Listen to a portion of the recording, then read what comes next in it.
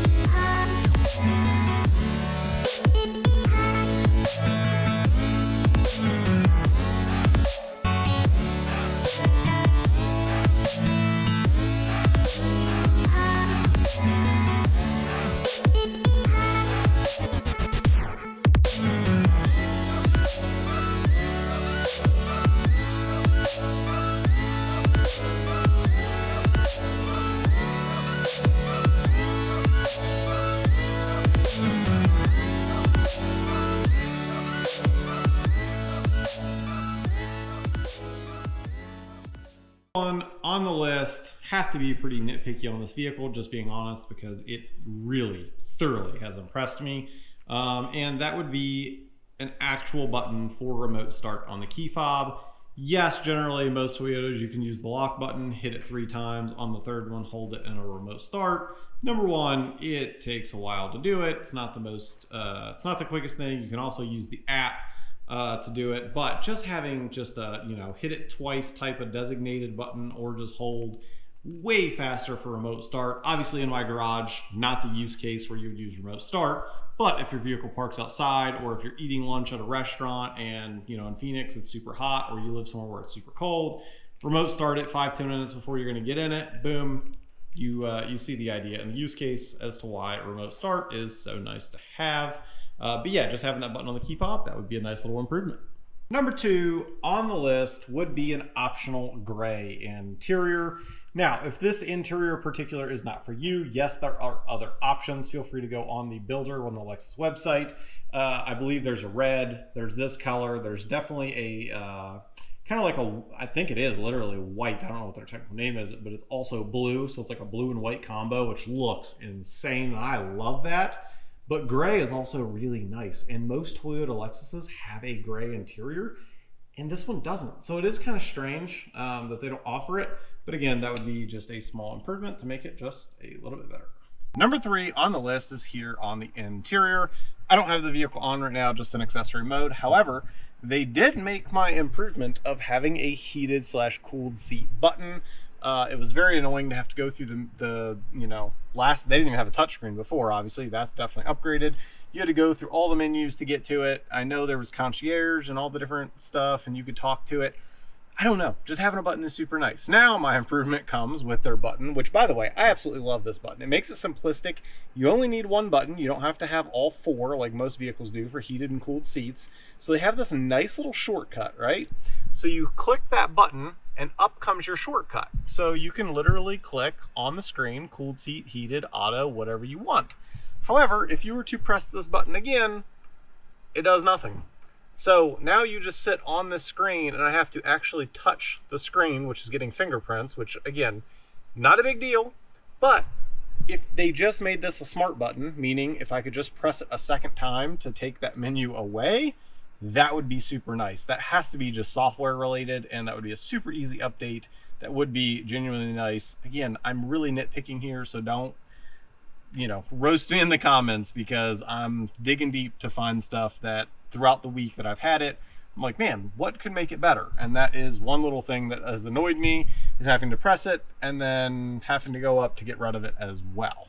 Number 4 on the list, and there's going to be people that argue in the comments with this. That's fine. But I wish that there was a factory option. I know obviously some people are going to be like, oh, it's only the 6-cylinder. But I wish there was a factory option for a factory performance exhaust. And before too many people get too carried away, there are many vehicles out there with a factory performance exhaust. Yes, of course, you can just go aftermarket, and to be 100% honest, in this scenario, that's what I would do with this one in particular, and that's what I had to do with this as well, because that sounded like an absolute Dyson vacuum cleaner. And if you don't know, the NSX is a V6 twin turbo. Now, if you go watch some of my other videos, this car, and even on camera, it does not turn out as good as what it really is. Sounds insane. It is very, very loud. That's what this car needs, but only, I say factory, because majority of clientele for this car are not going to be doing a bunch of aftermarket stuff. But I guarantee you, and I've read some of the forums, having just a little bit more of an exhaust note, nothing crazy, just a little bit more, and to where you can literally, at the touch of a dial, shut it up or make it just a little bit more aggressive. That's what people are looking for. So to be able to add that as an option, maybe as like a $1,500 option somewhere in there, I think that would be a huge sell for this car, because it's really good. Number 5 on the improvement list, and this one, I know there's going to be some people, again, that are going to feel pretty controversial about it. This being the hybrid. I like the hybrid. It's definitely torquey. It's way better than what I thought it was going to be. I really kind of thought, like, why would you make an LC500 in a hybrid? Now I can see why. I am thoroughly impressed with this car. The improvement would be an optional all-wheel drive. As you know, this car here, again, this is not a competitor. And if you think it is, you're wrong. This is a supercar. This is a GT car. But where I'm getting at with this is, being a hybrid technology, the hybrid motors are in the front, both for the wheels. So you don't have to have a drivetrain going all the way to the front. That's kind of where I would envision this if it were to ever have the optional all-wheel drive. So that we'd have basically very small motors. And again, majority of it, 85–90% rear wheel. But just having that little bit in the front, having that all-wheel drive, that would be really, really cool. Again, might be the next generation before we ever see something like that, but one can dream, one can hope, so it had to make the list. Number 1 on the 5 things to love is the exterior design. As we have the drone footage up here, you can just see how good it looks, not only from the front, but also the side. And then just look at the rear end on this car. Like, it's so elegant, and it's like, as soon as you see it, you know that is an LC500. Like, there is nothing else on the market, in my opinion, that looks as elegant as that. Like, I absolutely love the look. You have the adjustable wing, of course, that does pop up. And then this is the bespoke edition, which has the optional carbon fiber roof. As you can see there, it looks really good. Everything about the exterior, love it.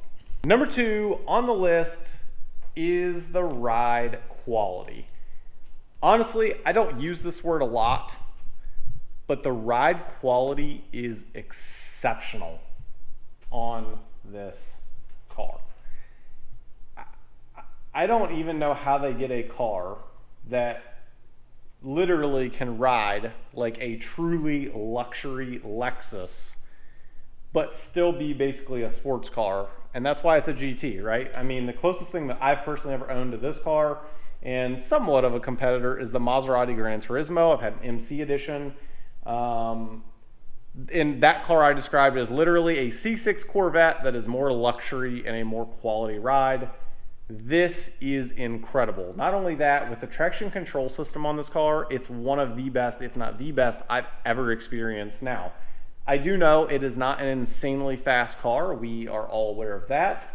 Doesn't matter. It still certainly has enough power that back in the day, that could certainly get you in trouble. And this car, you just have so much confidence with how the traction control rides and the ride quality. It's really good. Number 3 on the list, I've already kind of hinted at it a little bit, low in torque. I've done the review on the LC500, just the V8. So if you want to see that, go check it out. It was a 2023, so it doesn't have the updated interior, but V8 nonetheless. This car, you can definitely tell the low end torque. It just, at low speeds, like when you touch the pedal, like it's going, right? The V8 necessarily doesn't feel that way, so there is a big difference for sure. Number 4 on the list, also to do with the hybrid. There's been many hybrids that I have been in, and you can hear them, you can feel them. This car is almost flawless as far as transition between battery and motor, so had to give it props because you really cannot even hardly tell. Number 5 on the list is the fact this car is absolutely daily drivable. It is so comfortable, as I've already alluded to. Even getting in and out, the front lip and everything isn't too low, so you don't have to worry about like scraping really anywhere, as long as you're not a total moron. It's just comfortable. Like you literally, like there's at times when I'm driving this, especially on the freeway, I forget that I'm even in an LC500. Like it literally feels like a luxury Lexus, like as though I am in an ES, or I mean maybe a little bit mix of an IS slightly, but nonetheless super impressive. And I love the fact that you can absolutely, again, have a car that looks this way, still gets up and goes, gets exceptional gas mileage, and it's comfortable. Because there are other cars that are not comfortable and you do not want to go shopping on a weekend with them. This is one I could absolutely see myself doing that. So hope you guys enjoyed today's video. Again, we try to keep this one just a little bit shorter. Full review, link down below. And as always, I'll catch you guys on the next one, next press car. So, peace.